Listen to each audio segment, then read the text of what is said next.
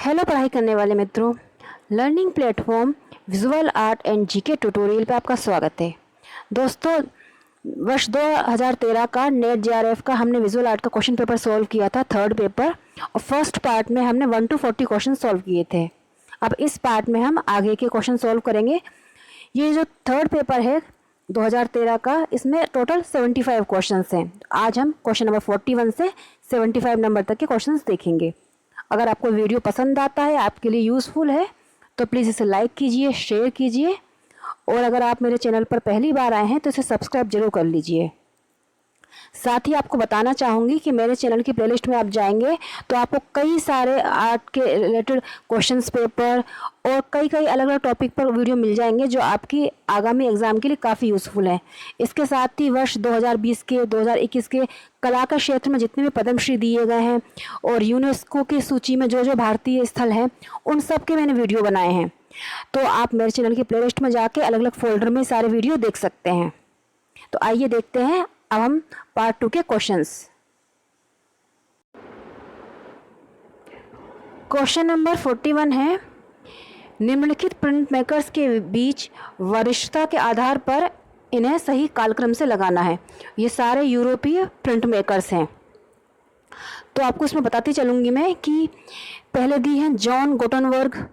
ये जो थे जॉन गुटेनबर्ग, इनका जन्म हुआ था 1468 में और ये जर्मन थे। उसके बाद है एलोय सेनफेल्डर। एलोय सेनफेल्डर ये लिथोग्राफी के लिए इनको जाना जाता है और 1834 इनका बर्थ ईयर था। उसके बाद है स्टैनले विलियम हेटर। इनका ये लंदन में इनका जन्म हुआ था 1901 में, 1901 में, और 1988 में इनकी डेथ हुई।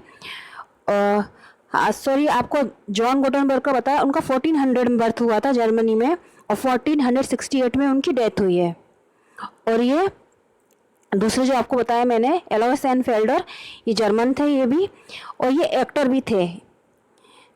एलोय सेनफेल्डर एक्टर भी थे, जर्मन थे ये। उन्होंने लिथोग्राफी की में अच्छा काम किया और इनका जो बर्थ टाइम था 1771 से लेकर 1834 इनका टाइम है। तो अगर हम इसको वरिष्ठता में देखें, सबसे पहले आ जाएंगे जॉन गुटेनबर्ग, फिर आ जाएंगे एलोय सेनफेल्डर, फिर स्टैनले विलियम हेटर और कैरोल समर्स आएंगे सबसे बाद में। तो यहाँ पर जो आंसर हो जाएगा वो ऑप्शन ए ही इसका आंसर हो जाएगा। ये है इनका सही वरिष्ठता के हिसाब से क्रम। क्वेश्चन नंबर 42 है, ये भारत की महिला कलाकार हैं, मूर्तिकार हैं, इनको सही क्रम में लगाना है। इसमें सुधा अरोड़ा जो है वो लिखती भी हैं, राइटर भी हैं, और इनको लगाना है सही क्रम में। तो यहाँ बताऊँगा आपको कि लतिका कट्ट जी का, पहले देखिए मीरा मुखर्जी दी हुई है। मीरा मुखर्जी का है 1923 से 1998 टाइम। फिर है पीलू पोचखान वाला, इनका है 1923 से 1986, 1923 से 1986 मीरा मुखर्जी हैं, मैं बता दिया आपको। फिर है लतिका कट्ट जी का टाइम है 1948 में इनका बर्थ हुआ था। और सुधा अरोड़ा जी हैं, उनका बर्थ हुआ था 4 अक्टूबर 1946 लाहौर में। तो सबसे वरिष्ठता के हिसाब से में देखा जाए तो इनमें है पीलू पोचखान वाला, क्योंकि इनका 1923 में बर्थ हुआ था।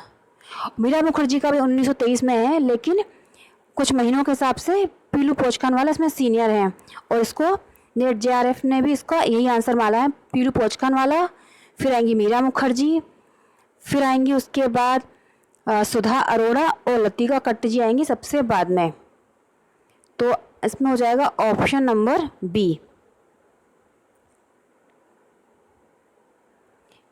ये है इनका वरिष्ठता के हिसाब से क्रम।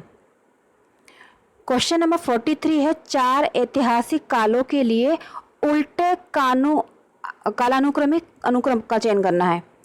उल्टे उसमें लगाना है हमें, सबसे जो पहले आया उसको सबसे बाद में रखना है।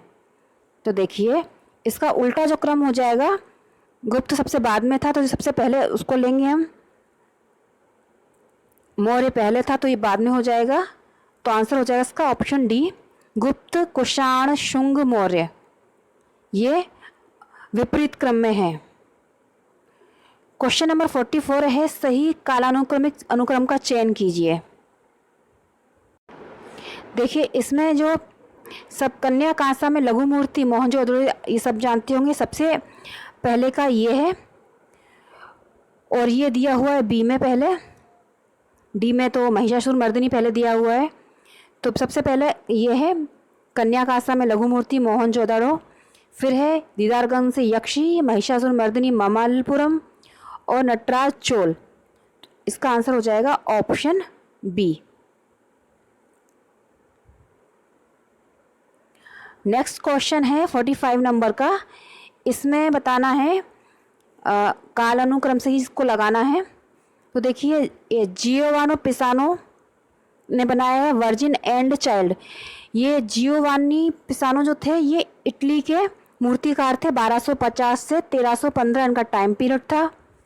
फिर है पिएटा को बनाया था, लिखा है माइकल एंजेलो ने, और ये बनाया था 1498 से 99 के बीच में, 1498 से 99 में। तीसरा कलाकार दिए हैं इसमें डेविड, इन्होंने बर्नी दी है, उन्होंने बनाई है डेविड, और बर्नी ने बनाई है डेविड। इनका टाइम पीरियड था बर्नी का 1598 से 1680, और किस बनाई है ब्रायन कुसी ने। तो इसमें अगर देखें हम इनका क्रम कि सबसे पहले कौन सी बनी है, तो वर्जिन एंड चाइल्ड जो है जियोवानी पिसानो की ये सबसे पहली है। फिर उसके बाद पिएटा माइकल एंजेलो की बनी, उसके बाद डेविड बनाई बर्नी ने, और फिर उसके बाद किस बनाई ब्रायन कुसी ने। तो यहाँ पर जो आंसर है ऑप्शन ए है। अभी मैंने आपको बताया कि इन कलाकारों का टाइम पीरियड, और ये जो है पिएटा ये पूछते हैं कई बार कि कहाँ पर है, तो इसका टाइम पीरियड बताया मैंने 1948 से 99 बीच। ये वेसिलिका ऑफ सेंट पीटर में है, चर्च में, और ये संगमरमर की है, मार्बल में बनी हुई है पिएटा। क्वेश्चन नंबर 46 है, अभिकथन है कि 1550 एडी के पूर्व मुगल भागवत पुराण चोर पंचासिका चित्रों की चित्रीय भाषा के साथ घनिष्ठ रूप से मिलता जुलता है, और तर्क दिया है क्योंकि दोनों पांडुलिपियों में से एक जैसी आकृति, प्रकार, दो आयामी सतह, स्थापत्य कला संबंधी इकाइयां हैं। तो चोर पंचासिका जो है वो एक संस्कृत महाकाव्य है, प्रेम काव्य है चोर पंचासिका। और उसका नाम पंचासिका इसलिए क्योंकि इसमें 50 पद है, और इसे बिल्हड़ ने लिखा है।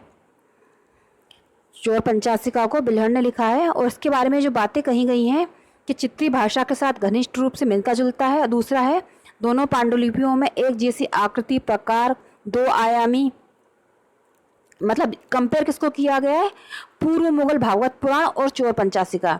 तो ये दोनों बातें सही हैं, तो यहाँ पर आंसर हो जाएगा ऑप्शन सी, दोनों बातें सही हैं, कथन भी सही है, उसका तर्क भी सही है।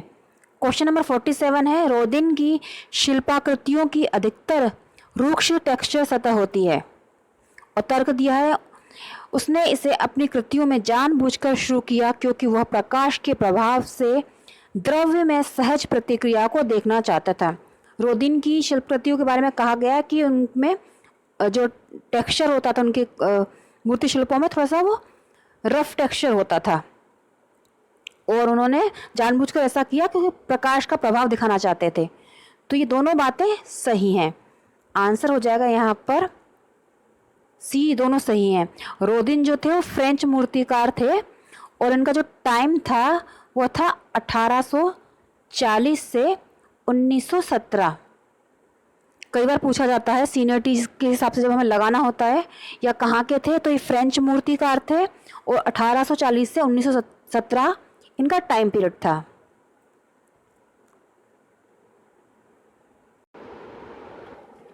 अब क्वेश्चन नंबर 48 है कि अभिकथन है वेनेशियन पुनः जागरण के चित्रों में इटालियन पुनः जागरण के चित्रों की तुलना में व्यापक सीमा के उज्ज्वल रंगों का प्रयोग किया गया है।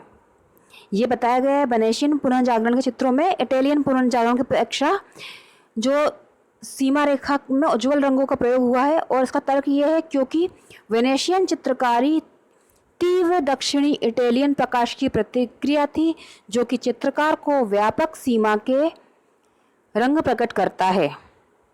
तो ये बातें दोनों सही हैं। आंसर है यहाँ पर ऑप्शन सी। यहाँ आपको ये समझ में भी आ गया होगा कि वेनेशियन जो पुनः जागरण के काम थे उसमें तीव्र जो प्रकाश को यूज़ किया गया था, तीव्र प्रकाश का उज्ज्वल रंग उसमें यूज़ हुए थे। तो ये दोनों बातें सही हैं और ये इटली से संबंधित है। क्वेश्चन नंबर 49 है, यहाँ पर लिखा नहीं है, 49 है क्वेश्चन नंबर, कि पहाड़ी लघु चित्रों में गीतात्मक लय पाई जाती है और उसका रीज़न दिया है क्योंकि चित्रों को पहाड़ों में चित्रित किया गया था। ये गीतात्मक लय पाई जाती ये तो ठीक है, लेकिन पहाड़ी चित्रों को पहाड़ों में जाके तो चित्रित नहीं किया गया है। तो आंसर हो जाएगा इसका कि ए सही है, परंतु इसका रीज़न दिया है वो आर गलत है। आंसर है यहाँ पर ऑप्शन ए। और पहाड़ी चित्रों के ऊपर आनंद कुमार स्वामी ने किताब लिखी थी। अगला है क्वेश्चन नंबर 50। इसमें लिखा है, पहला कथन है कि सतीश गुजराल भित्ति चित्रों की चित्रकारी स्थापत्य कला में अपने रूप से अभिव्यक्त करते हैं और तर्क है वह बहुत से विषयों में प्रयोग करने के लिए प्रेरित रहते हैं क्योंकि वह जन्म से बहरे और गूंगे थे। ये अब तो थे हो गया क्योंकि 2020 में उनकी मृत्यु हो चुकी है। और सतीश गुजराल जी के बारे में आपको और जानना हो तो मेरे चैनल की प्लेलिस्ट में जाइए आप, वहाँ आपको उनके ऊपर पूरा वीडियो मिल जाएगा जिसमें पूरा डिटेल में उन पर मैंने बताया है और क्वेश्चन आंसर भी बनाए हैं। तो ये दोनों बातें जो कही गई हैं उसमें पहली बात तो सही है कि स्थापत्य कला में उनकी अभिव्यक्ति करते हैं, लेकिन वो जन्म से गूंगे बहरे नहीं थे, ये बात गलत है। तो आंसर हो जाएगा ऑप्शन ए। नेक्स्ट है क्वेश्चन नंबर 51। फ्रेस्को सेको की तुलना में फ्रेस्को ब्यूनो में रंग ज़्यादा टिकाऊ होते हैं और तर्क है उसका क्योंकि फ्रेस्को ब्यूनो शुष्क प्रक्रिया है जबकि फ्रेस्को सेको सीधे गीले प्लास्टर में किया जाता है। तो ये बात उल्टी लिखी है क्योंकि जो फ्रेस्को ब्यूनो जो होता है वो सूखे पर होता है, लेकिन सेको जो होता है वो सेको सूखे पर होता है और ब्यूनो गीले पर होता है। तो ये अपोजिट बात है। और लेकिन यहाँ पर लिखा है कि फ्रेस्को सेको की तुलना में फ्रेस्को ब्यूनो में रंग ज़्यादा टिकाऊ होते हैं, ये बात तो सही है, बट जो रीज़न दिया है कि वो अपोजिट लिख दिया है। तो आंसर है यहाँ पर ऑप्शन ए। ए सही है परंतु आर गलत है क्योंकि फ्रेस्को ब्यूनो जो है वो शुष्क नहीं है, वो गीला है, और सेको है वो सूखा प्रक्रिया होती है। क्वेश्चन नंबर 52 है, नवीन डिजाइन जिसे मूलतः नए हस ग्रोटस्क कहा जाता है का लक्ष्य नवीन टाइपफेस सृजित करना था जिसमें वृहत स्पष्टता थी और आकार की कोई जटिलता नहीं थी। और तर्क है ताकि टाइप को व्यापक प्रकार के साइनेज पर उपयोग नहीं किया जा सकेगा। तो देखिए टाइपफेस के बारे में बात कही गई है कि नवीन डिज़ाइन के लिए नए हस ग्रोटस्क कहा जाता है, ये बात सही है। इसमें स्पष्टता थी और आकार की जटिलता नहीं थी, लेकिन उसका जो रीज़न दिया है कि ताकि टाइपफेस को व्यापक प्रकार के साइनेज पर उपयोग नहीं किया जा सकेगा, नहीं, बात गलत है। तो आंसर है यहाँ पर ऑप्शन ए के ए सही है परंतु आर जो है रीज़न वो गलत है। क्वेश्चन नंबर 53 है, अभिकथन है कि एडवर्टोरियल मीडिया के अनुसार भिन्न विधियों में पुनरावृत्ति की विशेष प्रवर्तनीय विशेषता के साथ उद्विकसित हुआ है और इसका तर्क है कि वाणिज्यिक विज्ञापक प्रायः अपनी उत्पाद या सेवाओं की ब्रांडिंग यानी कि पुनरावृत्ति के जरिए वर्धित उपयोग सृजित करने का प्रयास करते हैं। तो ये दोनों बातें सही हैं। आंसर है यहाँ पर ऑप्शन ए कि जो वाणिज्यिक विज्ञापन होते हैं वो अपनी उत्पाद सेवाओं की ब्रांडिंग के लिए इसका यूज़ करते हैं और उसका प्रयास करते हैं उसका जो पहला कथन था कि एडिटोरियल मीडिया के अनुसार भिन्न विधियों में पुनरावृत्ति की विशेष प्रवृत्ति विशेषता के साथ उद्विकसित हुआ है, ये बात भी सही है। क्वेश्चन नंबर 54 है कि अभिकथन है नाजियों का पहचान कार्यक्रम प्राचीन था और बहुत सफल प्रतीक था, और तर्क है क्योंकि वह बुरे उद्देश्य के लिए अच्छा डिज़ाइन था। तो ये जो है कि नाजियों का जो पहचान था कार्यक्रम प्राचीन था परंतु सफल था, ये बात सही है क्योंकि उनका जो पहचान कार्यक्रम बहुत सफल रहा था। लेकिन जो तर्क दिया है क्योंकि वह बुरे उद्देश्य के लिए अच्छा डिज़ाइन था, ये तर्क सही नहीं है। तो आंसर हो जाएगा ऑप्शन सी। ए और आर दोनों सही हैं, लेकिन ये अभिकथन के लिए तर्क नहीं है। बुरे उद्देश्य के लिए अच्छा डिज़ाइन था, ये बात तो सही है, लेकिन ये इसके जो पहला सेंटेंस है नाजियों का पहचान कार्यक्रम प्राचीन था, उसका तर्क नहीं है। ये आंसर हो जाएगा ऑप्शन सी। 55 क्वेश्चन है ब्रिटिश समुदाय के बीच जैकोब एपस्टीन तुलनात्मक रूप से ज़्यादा विवादास्पद और साथ ही कम स्वीकृत मूर्तिकार थे। उत्तर है कि यह कमीशन के कारण से था जो कि अपने ऑस्कार वाइल्ड का मकबरा डिज़ाइन करने के लिए प्राप्त की। तो ये जो ब्रिटिश मूर्तिकार थे जैकोब एपस्टीन, इनका टाइम पीरियड मैं आपको बता दूं 1880 से 1959।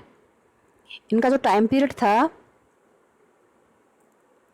1880 से लेकर 1959 तक इनका था, और न्यूयॉर्क में इनका जन्म हुआ था और लंदन में इनकी मृत्यु हुई थी। तो ये ब्रिटिश अमेरिकन कलाकार थे और ये ब्रिटिश अमेरिकन मूर्तिकार थे जैकोब एपस्टीन।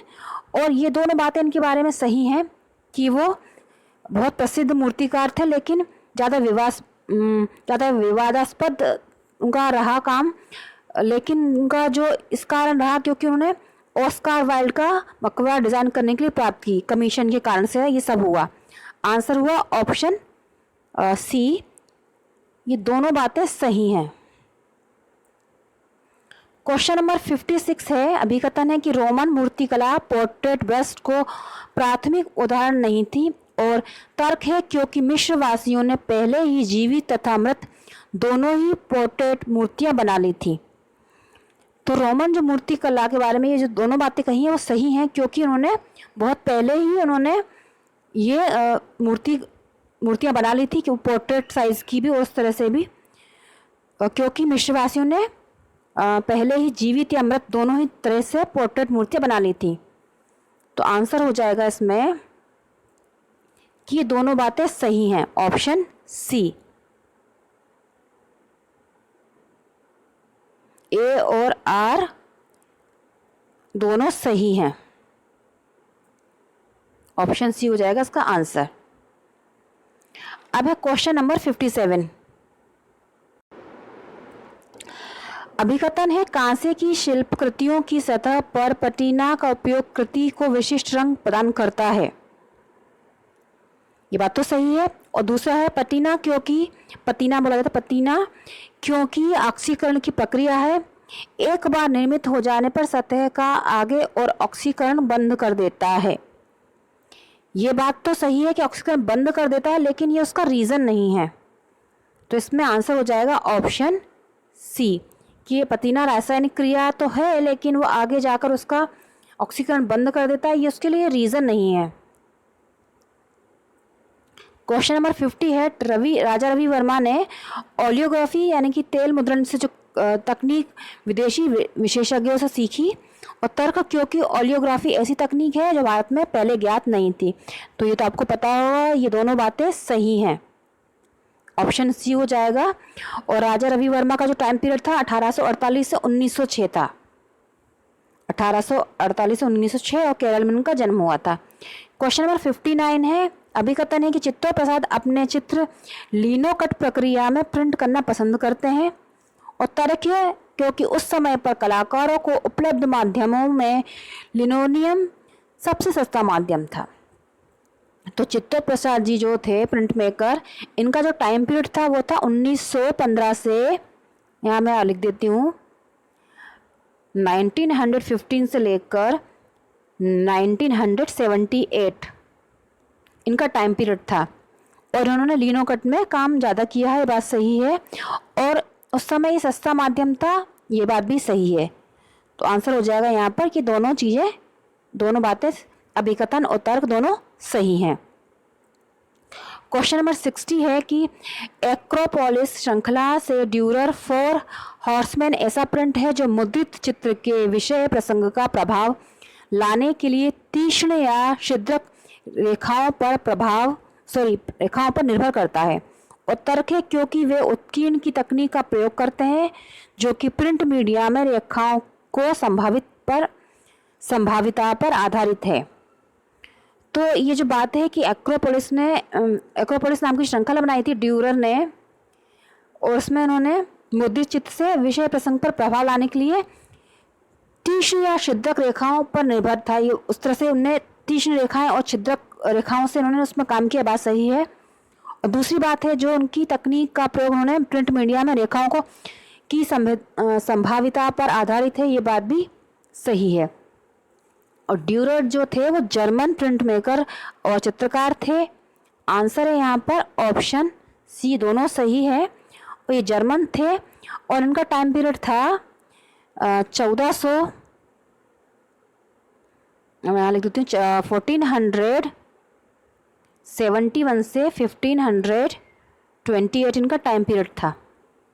और ये दोनों बातें इनके बारे में सही हैं। आंसर हो जाएगा ऑप्शन सी।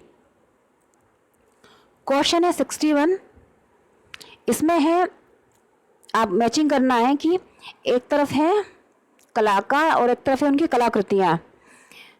तो यहाँ आपको मैं बताती जाती हूँ कि रेफाइल बोलते हैं इनको, रेफाइल, इन्होंने जो बनाई थी उसका नाम है सिस्टीन मैडोना, ये इनका हो जाएगा ए। फिर है लियोनार्डो दा विंसी, तो लियोनार्डो दा विंसी का तो मैडोना ऑफ द रॉक्स ये प्रसिद्ध है। टिशियन का था मैडोना एंड चाइल्ड, जिसके सामने है ऑलरेडी। और पार्मिजियानो इनका था मैडोना ऑफ द लॉन्ग नेक, ये ऑलरेडी इसके सामने है। तो इस तरह से मैचिंग है ये कि रैफेल का Sistine Madonna, Leonardo da Vinci का Madonna of the Rocks, Titian का मैडोना एंड चाइल्ड और पार्मिजियानो का है Madonna of the Long Neck. Question number 62 है, इसमें भी मैचिंग करना है। एक तरफ हैं कलाकार और एक तरफ है उनकी कृतियाँ। तो पहले है dieting of Thomas. Dieting of Thomas ये कृति है एमिली नॉल्ड की। आंसर यहाँ पर नंबर ये है। दूसरा है डिकिस, ये है एडवर्ड मुंक की, यहाँ हो जाएगा। क्योंकि कुछ कृतियाँ जो होती हैं वो कई कलाकारों के नाम से उससे मिलती जुलती हैं। द किस जो है क्लिम्ट की भी है कृति, और यहाँ पर जो दी हुई है द किस वो है एडवर्ड मुंक की। द स्क्रीम भी है एडवर्ड मुंक की। ग्लास ऑफ एसिंथ, ग्लास ऑफ एसिंथ जो है वो है एडगार देगा की, सी यहाँ आ जाएगा। द नाइट कैफे ये सबको पता होगा, ये वॉन गॉग की है। द नाइट कैफे है वॉन गॉग की। क्वेश्चन नंबर 63 है कि मंदिर है दिए और कहाँ पर है उसको मैच करना है। मैचिंग है मंदिर और उनके स्थान पर। तो शोर मंदिर जो है वो प्रसिद्ध शोर मंदिर आपको पता होगा, ये महाबलीपुरम में है। राजा रानी मंदिर जो है वो भुवनेश्वर में है। सचिया माता मंदिर जो है वो है ओसियान में, राजस्थान में। और लक्ष्मण मंदिर है सिरपुर में। तो ये है इसकी मैचिंग। शोर मंदिर है महाबलीपुरम, राजा रानी मंदिर भुवनेश्वर में, सचिया माता मंदिर जो है वो है ओसियान राजस्थान में, लक्ष्मण मंदिर जो है वो सिरपुर में है। क्वेश्चन नंबर है 64। इसमें एक तरफ दिए हुए हैं जानवर और एक तरफ दिए हैं लोगो, मतलब है, और दूसरा है कंपनी का नाम। तो पांडा जो लोगो है वो है WWF का। पांडा जो है वो WWF का लोगो है। फैले हुए पंखों के साथ पक्षी, ये जापान एयरलाइंस का है लोगो। सिंह, ये है पोगो एवं MGM का। और फिर है घोड़ा, ये है फरारी का। घोड़ा जो है वो फरारी का है। तो ये है इसकी मैचिंग। क्वेश्चन नंबर 65 है। एक तरफ है विज्ञापन हस्तियों को विज्ञापन इतिहास घटनाओं के साथ सम्मिलित करना है। तो पहला है वॉलने पाल्मर। तो वॉलने पाल्मर जो है, इसका आपको बताती हूँ, ये सारे जो हैं वो ऑलरेडी मैच हैं। वॉलने पाल्मर प्रथम अमेरिकन विज्ञापन एजेंसी, JW थॉमसन विज्ञापन एजेंसी में प्रथम सृजनात्मक इकाई थी। जोहान गुटेनबर्ग मूवेबल टाइप का इन्होंने प्रथम प्रयोग किया था। और लाइकने जो है वो पेपर मेकिंग का प्रथम आविष्कार करता थे। तो ये ऑलरेडी मैच है।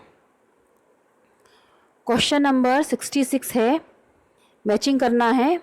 एक तरफ कलाकार हैं, एक तरफ उनकी उनसे रिलेटेड टाइपफेस है, मतलब उन्होंने जो टाइपफेस खोजे हैं। तो जॉन बास्करविले जो हैं वो जो थे प्रसिद्ध हुए। अब ये बिजनेसमैन थे, बेसिकली ये बिजनेसमैन थे, लेकिन उन्होंने टाइपफेस खोजा और उसके लिए प्रसिद्ध हुए। तो जॉन बास्करविले का जो है वो है, ऑलरेडी लिखा हुआ बास्करविले, जिससे आप समझ जाएंगे ये एक बिजनेसमैन थे। और इनका जो टाइम पीरियड था 1707 से 1775। 1707 था इनका बर्थ टाइम, से 1775 वो नहीं लिख रही, बताती जा रही हूँ आप। 1707 इनका बर्थ टाइम था, बर्थ ईयर था, सॉरी। नेक्स्ट है विलियम कैसलोन। विलियम कैसलोन जो हैं ये 1692 इनका टाइम पीरियड था। कई बार वरिष्ठता से लगाना पड़ता है, तो अब हमें मालूम होना चाहिए इनका टाइम पीरियड। विलियम कैसलोन थे, उनका टाइम पीरियड था 1692 से 1766। और ये ब्रिटिश टाइप डिज़ाइनर थे। विलियम कैसलोन ब्रिटिश टाइप डिज़ाइनर थे। और इनका था कैसलोन। तो ये ऑलरेडी आपको समझ में आ जाएगा, इसमें कैसलोन लिखा हुआ है। मैं इसलिए आपको साथ में बताती जा रही हूँ कि ये कहाँ के थे। ये जो विलियम कैसलोन थे ब्रिटिश टाइप डिज़ाइनर थे। नेक्स्ट है क्लॉड गेरामॉन्ड। ये जो थे फ्रेंच टाइप डिज़ाइनर थे। 1480 इनका टाइम था। ये सारे जो हैं वो ऑलरेडी मैच हैं। वॉलने पाल्मर प्रथम अमेरिकन विज्ञापन एजेंसी, JW थॉमसन विज्ञापन एजेंसी में प्रथम सृजनात्मक इकाई थी। जोहान गुटेनबर्ग मूवेबल टाइप का इन्होंने प्रथम प्रयोग किया था। और लाइकने जो है वो पेपर मेकिंग का प्रथम आविष्कार करता थे। तो ये ऑलरेडी मैच है। क्वेश्चन नंबर 66 है। मैचिंग करना है। एक तरफ कलाकार हैं, एक तरफ उनकी उनसे रिलेटेड टाइपफेस है, मतलब उन्होंने जो टाइपफेस खोजे हैं। तो जॉन,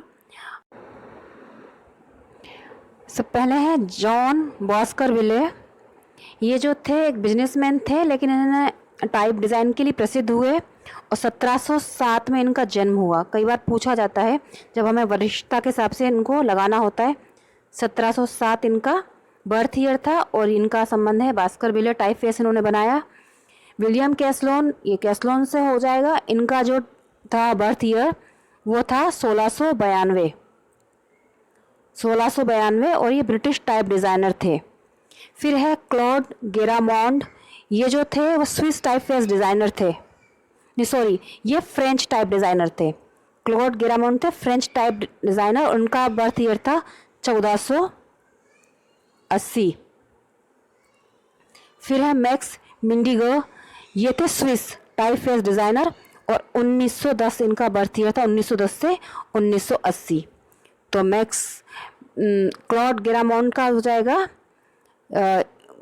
ये 1480 इनका बर्थ ईयर था, क्लॉड गेरामोंड का। और ये बताया मैंने आपको कि मैक्स मिंडिगर इनका था 1910। तो मैक्स मिंडिगर का तो फेमस है हेलिवेटिका, और इन गेरामोंड का गेरामोंड ही है। तो ये तो नाम से समझ जाएंगे, लेकिन मैंने आपको यहाँ बर्थ ईयर बता दी, जिससे अगर कभी सीनियरिटी से इनको लगाना पड़े तो याद रहे कि सबसे सीनियर जो है इसमें क्लॉड गेरामोंड है 1480, और विलियम कैसलोन, फिर आएंगे जॉन बास्करविले, और मैक्स मिंडिगर सबसे बाद के टाइप डिज़ाइनर हैं। क्वेश्चन है 67, यहाँ पर है कि निर्माण तिथि से लगाना है शिल्प कार्यों को। नेफरतिथि ये जो है, इसका जो टाइम पीरियड है वो है 14वीं शताब्दी ईसा पूर्व। गेट्स ऑफ हेल, इसका जो टाइम पीरियड है वो है 19वीं शताब्दी उत्तरार्ध। पिएटा जो वेटिकन में है, इसका टाइम पीरियड है 5वीं शती ईस्वी। और vision of the ecstasy Saint Teresa, इसका जो टाइम पीरियड है वो 17वीं सदी ईस्वी है। तो ये है इसकी मैचिंग। क्वेश्चन नंबर है 68, कलाकृतियों को कलाकारों से सम्मिलित करना है। देखिए रोदिन इन्होंने बनाई थी गेट्स ऑफ हेल, रोदिन की है गेट्स ऑफ हेल। ब्रानकुसी ने बनाई थी बर्ड्स इन स्पेस होगा यहाँ पे, बर्ड्स इन स्पेस। हेनरी मूर का है किंग एंड क्वीन। और गियाकोमेटी का है वॉकिंग मैन। तो ये है इनकी मैचिंग। क्वेश्चन नंबर 69 है, यहाँ सम्मिलित करना है कि कहाँ पर है ये कृतियाँ। वीनस, तो वीनस जो है वो है विलेंडॉर्फ में। सिटी स्क्राइब ये जो है ये है मिस्र में। डिस्को बोलोस ये है ग्रीस में। और डेविड जो है वो है इटली में। तो ये है इनकी मैचिंग। वीनस है विलेंडॉर्फ में, सिटी डिस्क्राइब ये है मिस्र में, डिस्को बोलोस ये माइरन ने बनाई थी ग्रीस में है, और डेविड है इटली में। नेक्स्ट क्वेश्चन है नंबर 70। इसमें भी आपको एक तरफ दिया है कुछ वाद और कुछ प्रभाव, और एक तरफ है कलाकार। तो थियोडोर जेरिकोल्ट जो है उनका जो संबंध है वो है रोमांसवाद से। दूसरे हैं जीन बेप्टिस्टे और कामिल कोरट, इन दोनों का संबंध है बारबीजा स्कूल से। एल ग्रेसो का संबंध है शिष्टाचार। और मोनेट का सब जानते होंगे, प्रभाववादी कलाकार थे ये। तो ये है इनकी मैचिंग। क्वेश्चन नंबर 71 है, इसमें गुफाएं दी हुई हैं और उनके विवरण दिए हुए हैं कि ये चीज़ें कौन सी गुफा में हैं। तो एक तरफ है गुफा संख्या 11। तो गुफा संख्या 11 जो है वो है विहार गुफा, और ये अजंता की गुफाएं हैं। तो यहाँ पर हो जाएगा 11 है। गुफा नंबर 12 जो है वो है प्राचीनतम गुफा। गुफा संख्या जो 10 है वो है चैत्यगृह। और गुफा संख्या 4 जो है वो है दीर्घतम विहार। ये है इनकी मैचिंग। क्वेश्चन नंबर 72 है, संग्रहालय को कहाँ पर है उससे मैच करना है। संग्रहालय के नाम है और ये कहाँ पर है। तो पहला है टाटे संग्रहालय, तो ये जो है वो है लंदन में। इसका हो जाएगा मैचिंग। टाटे दीर्घा ये है लंदन में ए। फिर है मूसी ग्विमट, म्यूजियम जो है वो है पेरिस में। मुंज संग्रहालय ये जो है मुंज संग्रहालय ये है ओस्लो में, नॉर्वे में है, ये ओस्लो नॉर्वे में। और रिज़्ग संग्रहालय ये जो है वो एम्स्टर्डम में है। ये हो जाएगा डी, ओस्लो हो जाएगा सी और ये हो जाएगा बी। तो ये है संग्रहालय और जगह कंट्री यहाँ पर ये हैं। क्वेश्चन नंबर 73 है। एक तरफ दिए हैं कलाकार और एक तरफ उनकी टेक्निक दी हुई है। तो पहला है ललित लाजमी। ये ललित लाजमी की जगह यहाँ पर ललिता लाजमी होना चाहिए। तो इनकी जो टेक्निक है वो है धातु निक्षारण यानी कि एचिंग। तो इसका हो जाएगा ऑप्शन यहाँ पर आ जाएगा ए। दूसरा वॉल डिसूजा। वॉल डिसूजा का है काष्ठ कर्तन, ये हो जाएगा बी। दत्ता आप्टे इनका हो जाएगा विमानात्मक छाप। और अनंत निकम जो हो जाएगा उनका आ जाएगा लाइनो, ये हो जाएगा डी। तो इस तरह से ये है इसकी मैचिंग, कलाकार और उनकी टेक्निक। क्वेश्चन नंबर 74 है। एक तरफ कलाकार हैं और एक तरफ उनसे संबंधित शहरों के नाम हैं। देखिए अजीत दुबे जो हैं उनका संबंध है नंबर 3 बेंगलोर से। हनुमान काम्बली ये हैं गोवा के कलाकार। कविता नायर इनका संबंध है दिल्ली से। और गजराज चौहान इनका संबंध है पुणे से। अजीत दुबे इनका संबंध है बेंगलोर। हनुमान काम्बली जी हैं गोवा से। कविता नायर जी का संबंध है दिल्ली से और गजराज चौहान जी का संबंध है पुणे से। नेक्स्ट क्वेश्चन है 75 नंबर का। यहाँ पर एक तरफ दिया हुआ है तकनीक और एक में यूज़ करने वाली चीज़ें। तो पहला है खनन। खनन जो है वो उत्कीर्णकर्ता से उसका संबंध है, यहाँ हो जाएगा ऑप्शन ए। खुरचना, खुरचना हो जाएगा सुई से खुरचा जाता है। उत्कीर्ण ये हो जाएगा गांच। और कर्तन ये है चिकित्सा का फलक। यहाँ पर मैं हिंदी का पूरा मैंने लिया है क्योंकि हिंदी में ही लोग देखते हैं। अगर आपको उसका इंग्लिश का वर्जन मिल जाए तो आप उसको एक बार देख लीजिएगा इंग्लिश का, तो उससे आपको ये बात ज़्यादा क्लियर हो जाएगी। तो दोस्तों ये थे टोटल 2 पार्टों में 75 क्वेश्चंस थर्ड क्वेश्चन पेपर के। अगर ये वीडियो आपको पसंद आए तो लाइक कीजिए, शेयर कीजिए और मेरे चैनल की और भी वीडियो देखकर आप अपने कला तैयारी को अच्छा कर सकते हैं। गुड लक, जय हिंद।